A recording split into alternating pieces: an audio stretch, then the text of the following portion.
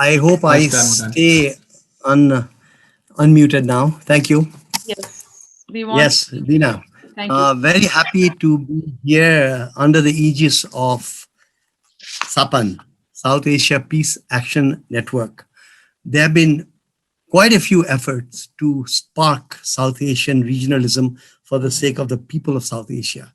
And this latest effort, I hope, will learn from previous experiences, use the shock to the system that the COVID-19 pandemic has given us all, that we internalize the need for social justice across South Asia, that one of the main ways in which we can get that is through South Asian regionalism in a region that is civilizationally interconnected, but divided in all of 70 years by nation statism, which is not a formula that is uh, indigenous to South Asia.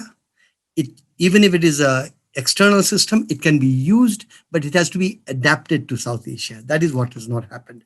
So I'm happy that SAPAN is once again has brought together several hundreds people from all across South Asia. And I believe that we are few in this session, relatively speaking, because South Asia is a region of nearly a fourth of the world's population. And in that context, we are too few.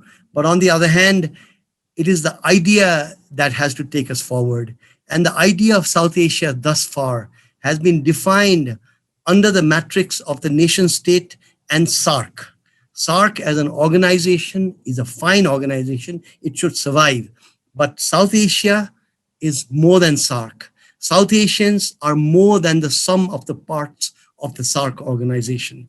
And in that sense, I would hope that what we are able to do in SAPAN, egged on by the COVID pandemic, is what Lalita Ramdas said right at the beginning. Let us become the uplifting rush of quiet birds flying to taking to the skies, and that is my prelude. And I've already used up a couple of minutes of the time I've got. I would like to speak from the perspective of a South Asian journalist. I live in Nepal, but I consider myself a Nepali and a South Asian. What, what is the distilled understanding that I have achieved in my own work of South Asia, what it is meant to be? Well, to bring it back to COVID-19, COVID-19 has presented a shock to the system, even though there are much larger crises, but there are slightly slower moving in relative terms.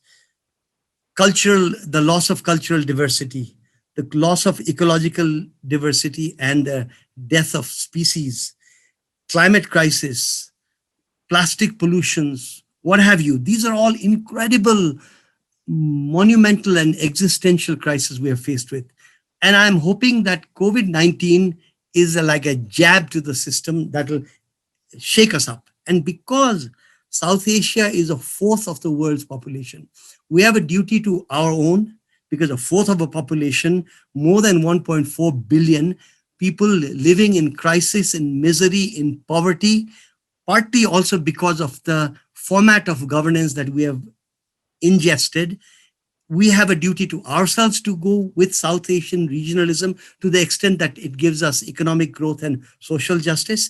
But we also have a duty to the globe, because we make up almost a fourth of the global population, to do things better than we have till now. One of the reasons South Asian regionalism has not picked up is because we've got romantic notions of what South Asian regionalism should be. I'll come to that in a minute. But at the very least, what we must think about is South Asia beyond 8 nation states. That is number one. Number two, we must analyze the weaknesses of the format of South Asian regionalism that we have come up with thus far. And I will not get more into that, other than to say that we have nation states. All these nation states, most of them are brand new nation states, 60 to 70 years old. They got new elites, and they are wedded to the nation statism. We need to let the nation state survive, but we need to work around the problems of people to people contact, economic rationalization, a sense of shared history leading to a shared past. For that, what I would suggest is that South Asian regionalism, and this is my argument, South Asian regionalism is an argument for social justice, for economic growth, and social and economic rationalization. I'll not go deeper into that. What we have been stuck with instead is we take on South Asia as you are a Nepali, I am an Indian, he is a Pakistani, she is a Bangladeshi. That way, we will have a SAARC amongst us, including in civil society. We need to go beyond the formula of SAARC. And hence, I would suggest public health and the kind of deep distress that the COVID-19 virus has hit us all with. Part of the reason for that is very poor governance. Part of the reason for the poor governance is poor formatting, including of the nation state. So we must try to analyze where we have gone wrong in trying to build up South Asian regionalism, because we have had romantic notions. Hum sab bhai bhai hai, if you want to say from the northern South Asian perspective, and to use a northern South Asian tongue, and bhai bahan hai. But that is not good enough. We must say that there is a link to peace dividends, to economic growth, to social justice. And so I'll now come to the end of what I have to say, friends. We have if South Asia and South Asian regionalism cannot deliver social justice, economic growth, and socio-economic rationalization, then we don't need it. We also need to make South Asian idea so powerful that the politicians will be fearful of those of us who say South Asia. Because thus far, South Asian regionalism has not put the fear on any nation statist politician. That means that we've done something wrong. So, to conclude, we need regionalism for ourselves, for our good. We also need regionalism for the world. So South Asia has a duty to ourselves, and South Asianists have a duty to the world. Let us not forget now in passing, because we tend to, that we are a nuclearized South Asia, nuclear weaponized South Asia. Never to forget that. And let us also not forget that for whatever reason, partly because of the kind of nation statism we've got, we are the biggest reservoir of poverty, density, volume, and depth of poverty in the globe.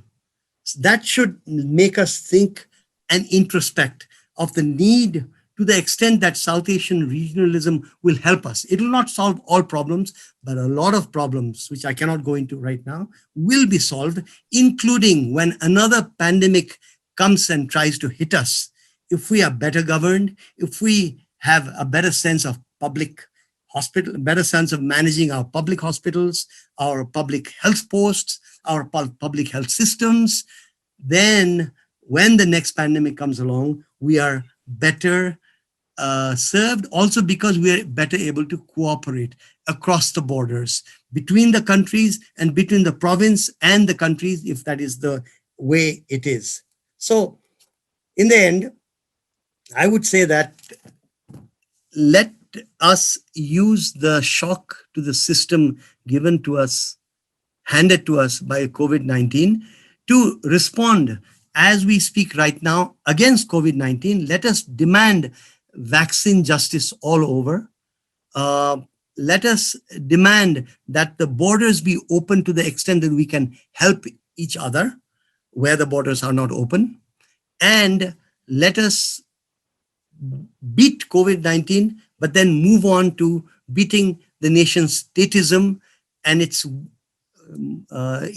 worst flaws that has brought us to this state. Thank you.